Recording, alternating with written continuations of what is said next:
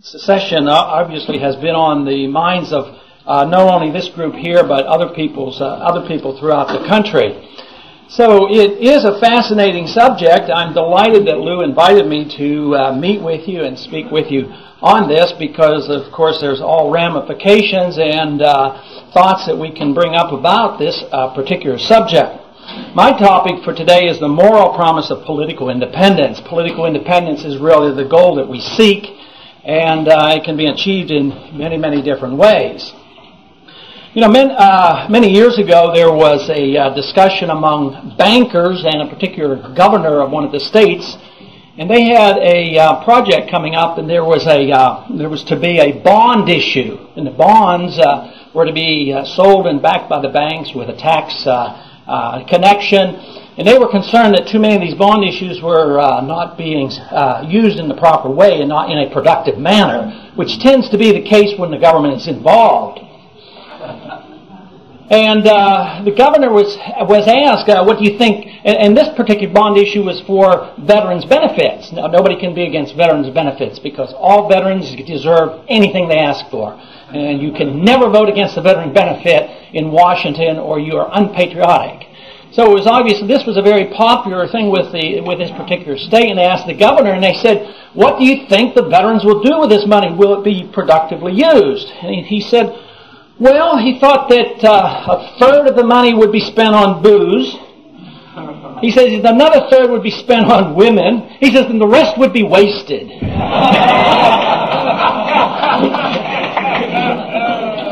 Now, we certainly wouldn't want to waste any money. Today, I think we send money to Washington. A third is spent on the bureaucrats, a third is spent on the interest, and the rest is wasted. So there's a fair amount of waste that is associated with government, and the bigger the government, the worse the problems are. And I think that today we certainly hear rumblings. The word secession, only somebody like Lew Rockwell and the Mises Institute would actually say the word secession, you know. Others are a little bit more shy, and they'll say, well, let's talk about the 10th Amendment. Let's enforce some of these rules. Let's demand states' rights and a few other things, although they're talking about the same issue, getting rid of the huge burden and the tremendous cost of this monster that we have in Washington. Not too long ago, this subject came up in the operating room at a slow moment. And we were discussing this, and I was proposing, the Republic of Texas. I said, I was daydreaming. I was describing this wonderful libertarian state that had government about this big and no income tax and a sound currency and a thriving metropolis and no conscription, no military involvement overseas and whatnot. And it sounded so attractive. And I said, but I have not solved one problem. I haven't solved the problem of immigration.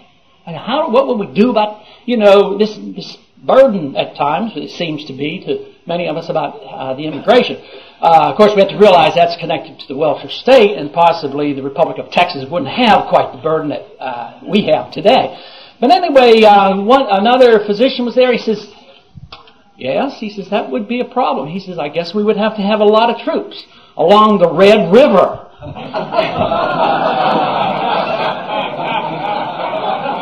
For your geography, of course, I was thinking about the Rio Grande. They were thinking about all you Yankees wanting to come down to Texas.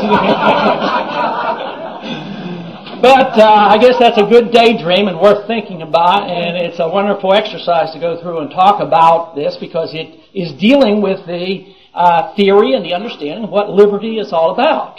And if we can bring it about in the context of the right of secession, I think it's very, very productive. Now, we have heard recently, in these past 100 days, talk about political independence.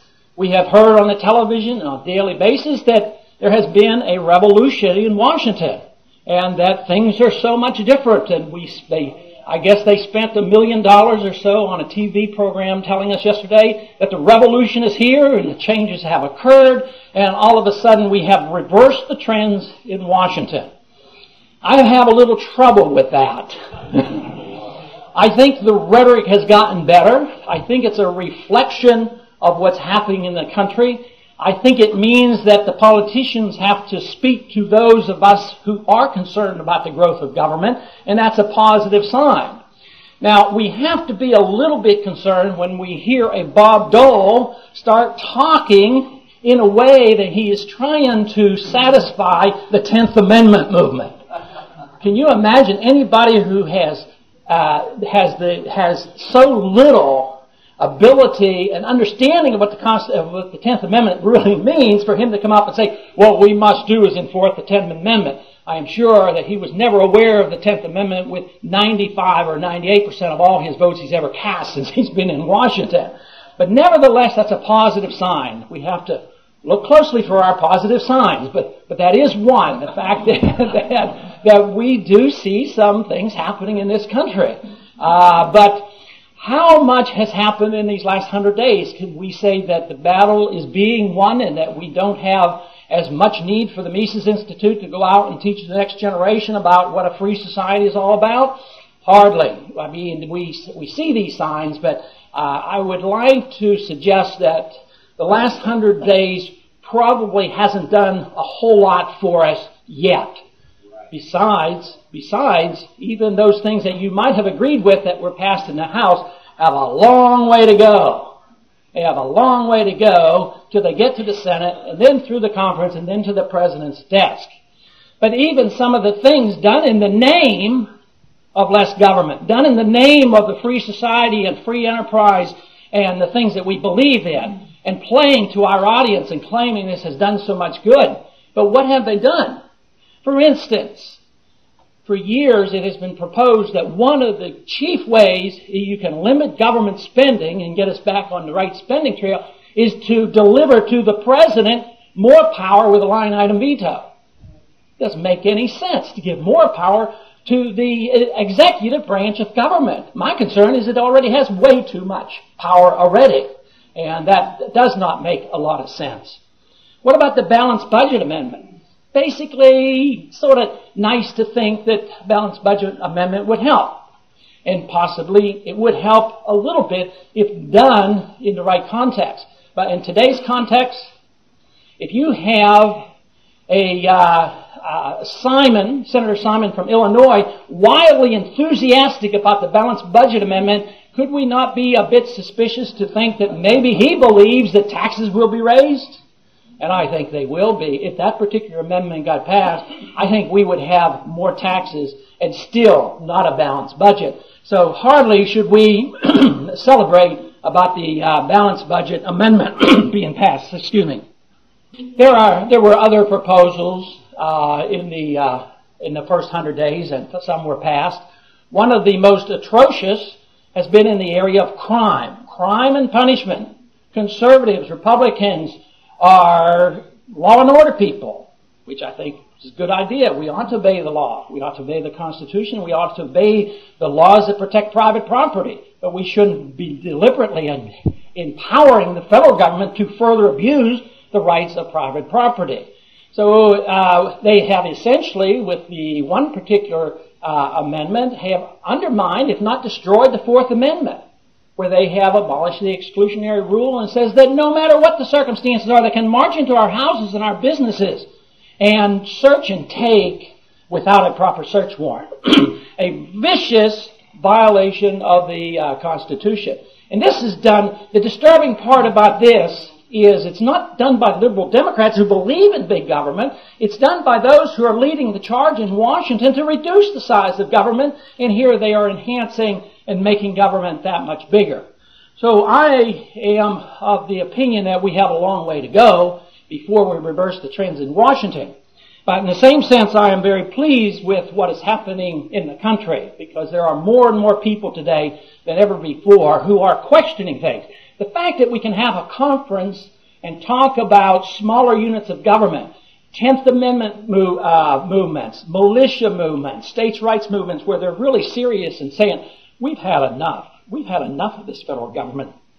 We can't afford any more justice that we're getting from Washington, D.C. We've had about as much justice and fair distribution as we can afford, and the people are waking up. I've always been of the opinion that our real trend, our real change will come, and I do believe it will come, but it won't come gracefully.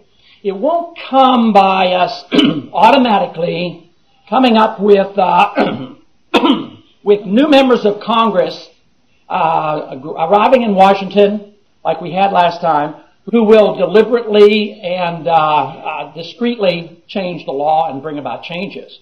I am more convinced that the change will come, but it will come more with a calamity and with a bang. Because the forces are so great against us that the momentum is there, the special interests are there, that those even who are well-intended, those many new members, believe me, are well-intended and are still representing our views. After a few years, I'm not so sure I will say that. But at the current time, there are many members of Congress who are reflecting the views of us who would like to see a lot less government. But their voices will not be heard. There was one example, a new member by the name of Newman up from the Midwest. He was dedicated to voting for less government, and within the first few weeks, the first significant vote that came up, these other things, if they don't ever get passed, they're not significant. But a significant vote came up, they needed supplemental appropriation. That's in addition to the original appropriation of last year. They came up short. The supplemental appropriation was for military, so-called, for defense or for this country? No, it was for military. Operations in Somalia and over in Serbia and Persian Gulf and Colombia, who knows what, but they needed $2.3 billion. And the new member, Newman, said he can't vote for this. And he was on the Appropriations Committee. And they said, well, we need this vote. He says, but we came here to cut, not to add. And they said, well, we're going to have offsets so that we'll actually cut to make up for this money we need today for these very important things. And they were over a 5-year period. They were going to cut $2.3 billion out of the budget. Now that's all one thing. That's daily activity. That's the way the government functions. But the important thing was the leadership in the Republican side said to them, if you don't play ball, if you don't go along with this, we're going to kick you off the committee. How can you be on this very important committee if you don't go along with us? And these are the guys that, are supposed to be cutting back up there. So it's sort of sad when you think about it that the rhetoric is sounding pretty good, but we still have politics as usual. After last week, there was the big argument on cutting taxes. And even the feeble attempt to cut taxes, the media, of course, chews them up and says, you're taking, all these good programs away from the starving poor and the babies and whatnot. But this tax cut, actually, some of it is pretty good. I mean, this idea that everybody who has a child will get $500 of tax credit back, not a bad idea. Give them their money back. Maybe they can take care of their kids. But they did a poll. They did a poll with the American people after all this propaganda. And the American people, they asked the people in the poll, how many of you think that this is going to come about? 75% of the people said, there's no way.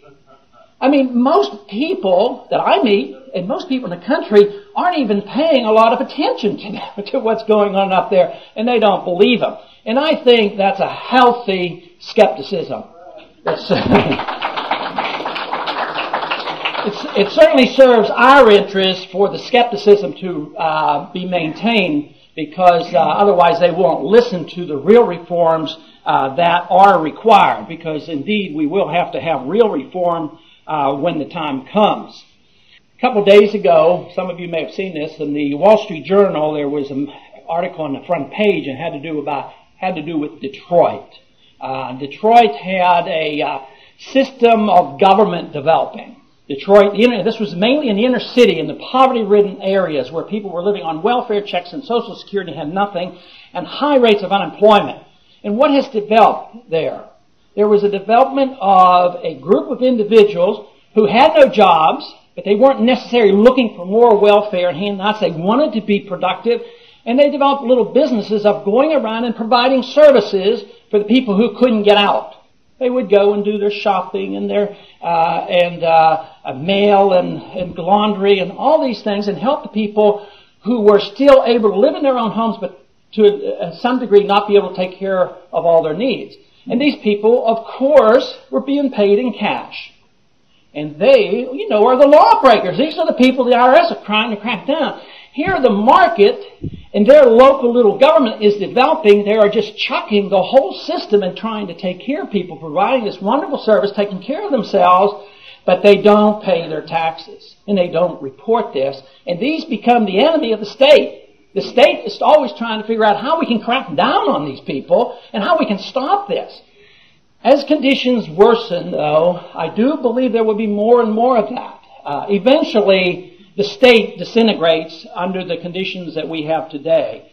All monolithic states, especially if they're built on and dependent on deficit financing and they operate with a fiat currency, their time is limited.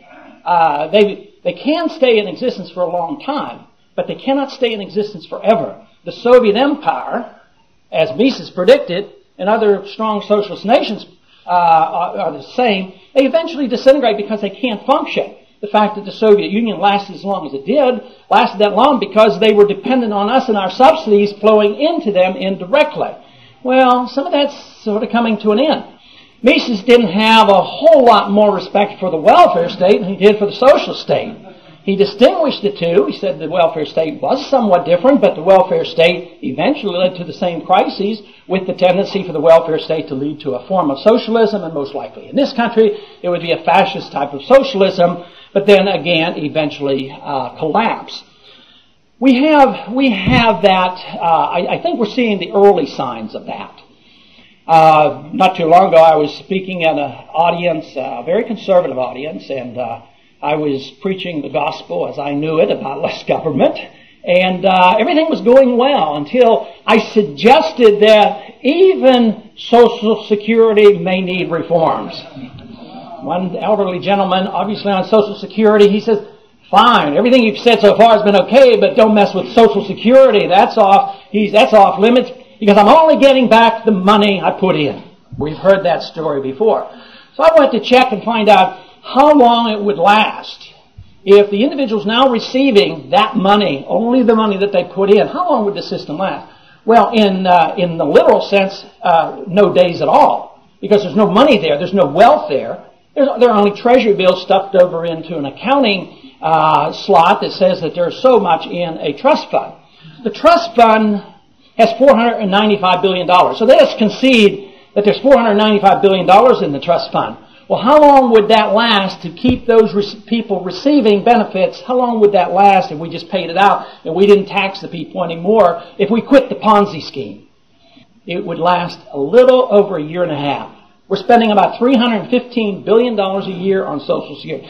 So all these things tell me that there's an end coming to this. There's an end to the paper money system as well as the welfare system, because the bankruptcy will come. And this then offers us an opportunity, the way I see it, to offer up our ideas about political independence and the ideas of liberty and whether or not they should be protected at the local level or a national level.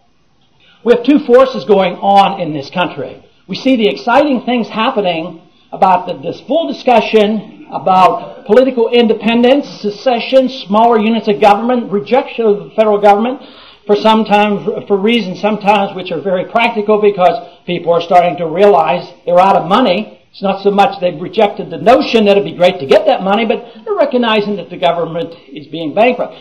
But we see this tremendous growth in these ideas, and that's very, very encouraging. At the same time, what do we see with those in charge of government? Are they less enthused about bigger government? I mean, we're talking about trying to get smaller units of government. At the same time, our two major parties have fully endorsed the notion of the World Trade Organization. The biggest bureaucracy, good conservative members of Congress endorsing the World Trade Organization. So we have the World Bank, we have the IMF, we have the World Trade Organization, and we have had just recently a president willing to speak out and even be blunt about the New World Order, globalism, one world government. So we see this powerful force pulling us in this direction. At the same time, the people are starting to recognize that we need less government, not more government.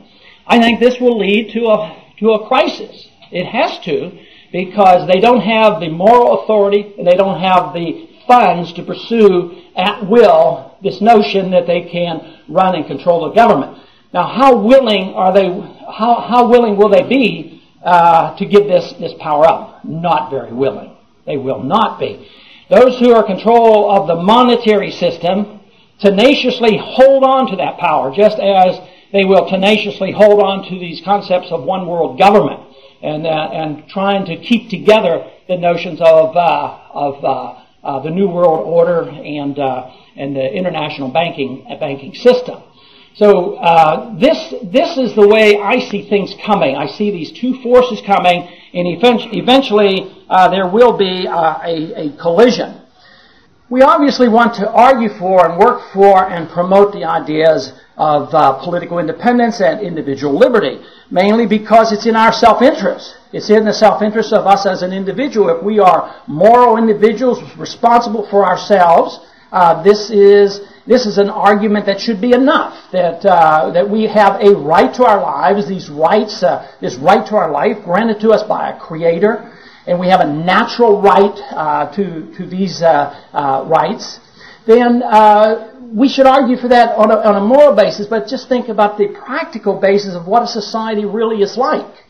When we have this independence and this freedom, of course there's great prosperity, and there's a development of trust in the individual rather than the development of a society that mistrusts. Today our government teaches us to mistrust each other because they are always coming in and interfering with our contracts. Rather than promoting the obedience to contracts, the government is that body that is interfering with the voluntary solutions to so many of our problems. So the free society, and when we honor individual liberty, we obviously have a free market economy, and we obviously have a great deal more prosperity, and I'm also convinced a lot more peace in the world because there would be a lot less need to fight foreign wars.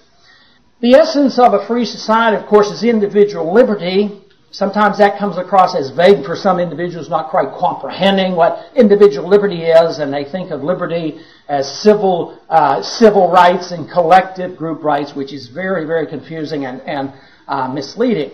But Murray used to emphasize, and I agree with the emphasis for political reasons, and that is that if you honor and protect and understand property rights, you probably will understand just about everything you have to about individual rights. Because if you can own your own home and own your own business, and the government's not to interfere, then you have your religious freedom, you have your freedom of the press, and all the freedoms that you need, which are the civil liberties that we believe in, but it's the integrity of the property.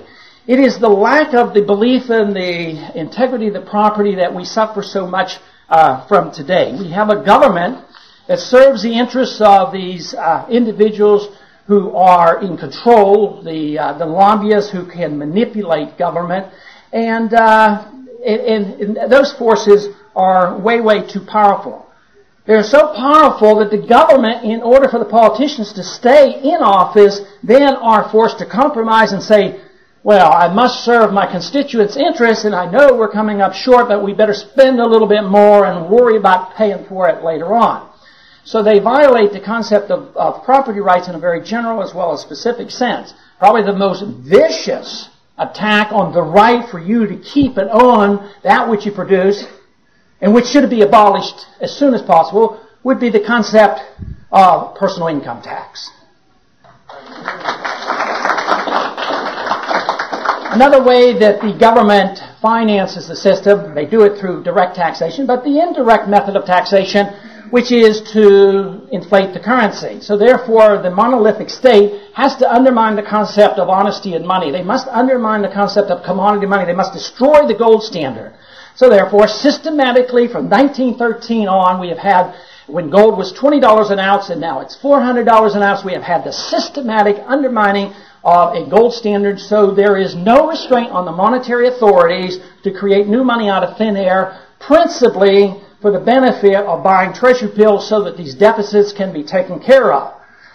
The one real sad part about these last 100 days is that there has been, if nothing else, a further endorsement of the Federal Reserve System. the Republican people in Congress right now are much more enthusiastic about the current monetary system, and they have not challenged it. But if you had the rules of honesty and money as we did in the 19th century, of course we didn't have the notion that we should run a welfare state and police the world. That also helped a lot. But now we have a welfare system out of control, and we still believe we're the policemen of the world, and we've undermined the gold standard, so therefore the monetary system is allowed to be used by the bankers and the politicians to do their will over and above the income tax. It's every bit as vicious as the income tax. So while we're abolishing things, we should abolish the Federal Reserve as well.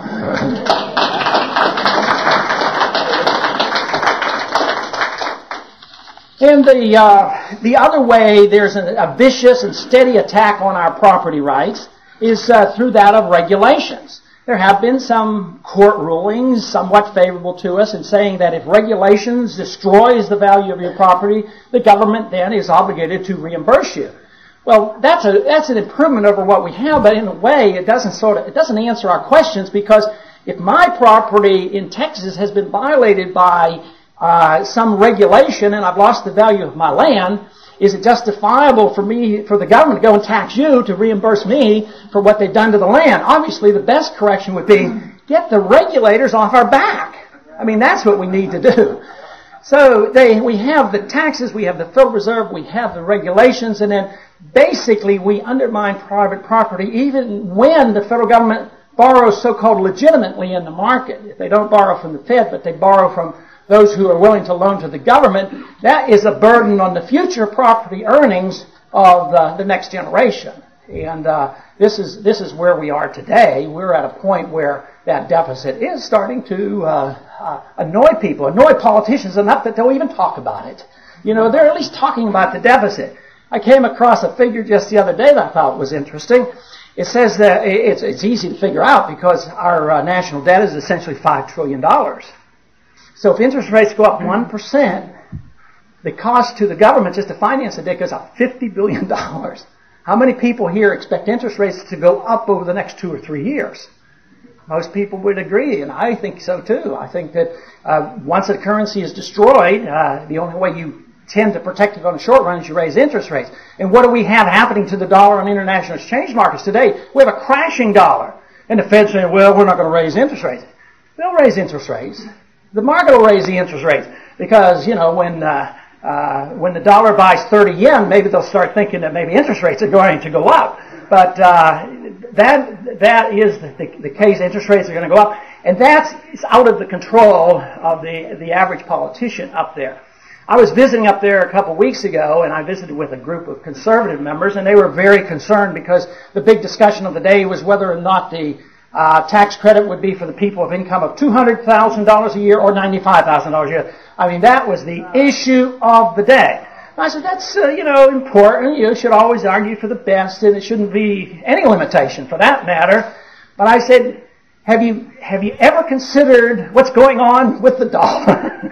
And actually they don't. I mean, they don't have a clear understanding about the importance of the dollar, the Federal Reserve System. Most members of Congress do not understand how the Federal Reserve System works. The newer members, I was impressed, were determined and would like to see some cuts. But I think they're sort of lost in the maze of things up there, so that if the orders come down that you would vote to have strong law and order, whether it violates the concept of states' rights and individual rights, that's beside the point. One of the pieces of legislation that would have been most disturbing for me to deal with was that of the reform of civil law and the lawsuits, because if there's anything you want me to get riled up about, talk about litigation and physicians and these outrageous things that are occurring in the courts. But they've literally, if this goes through, what the House does, they've nationalized, they've superseded everything the states do in civil courts. People in a box that say that if you don't vote for it, you mean you want to support the trial lawyers and all these other people, and you don't think there's a litigation crisis out there? And yet, what they've done was literally nationalize all the civil courts and overrule all the state courts. But this is all done in the name of less government. That is a little bit disturbing.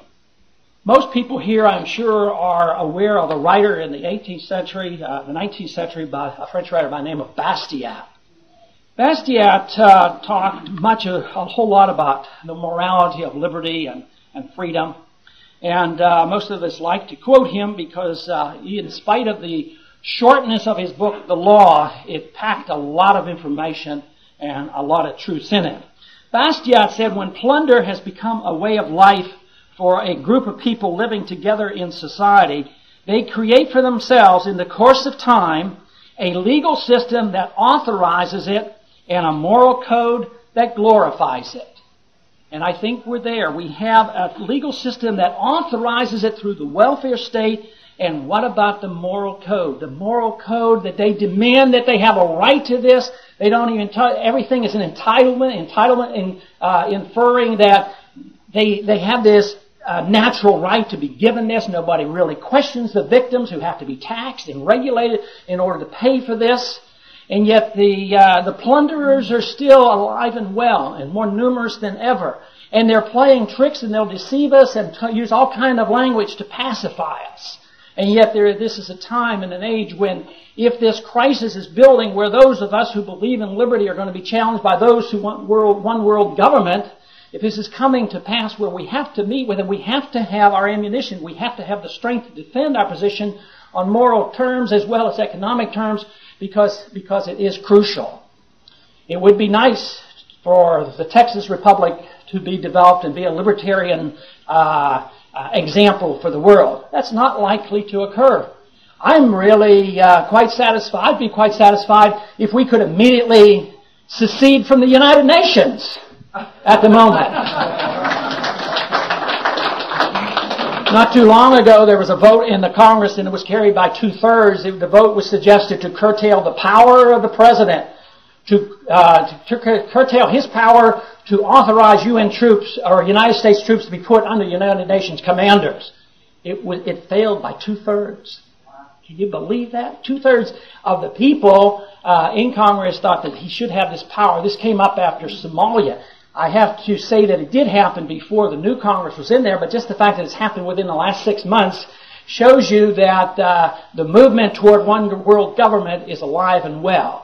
The movement toward liberty is alive and well, and we can win because we have truth on our side. And we have events moving in our direction, and the people need to be awakened to the fact that this is indeed a time of crisis in which we live, and that we can do something about it. Rather than taking the crisis and throwing up our hands and allowing them to establish a more powerful fascist state, this is the time we must be prepared to present our views. This is not a perfect example, but it's a pretty good example if you compare what is happening today in Russia versus Estonia. Russia's in total chaos, doing very poorly, and not a whole lot of hopes. How many want to go to Russia and invest their money today? Not a whole lot of people. But think about Estonia. They have developed more free market principles. They have at least lent their name to sound money and have restrained the monetary authorities. They have talked about and used a certain amount of gold to back their currency, and they have a much better economy.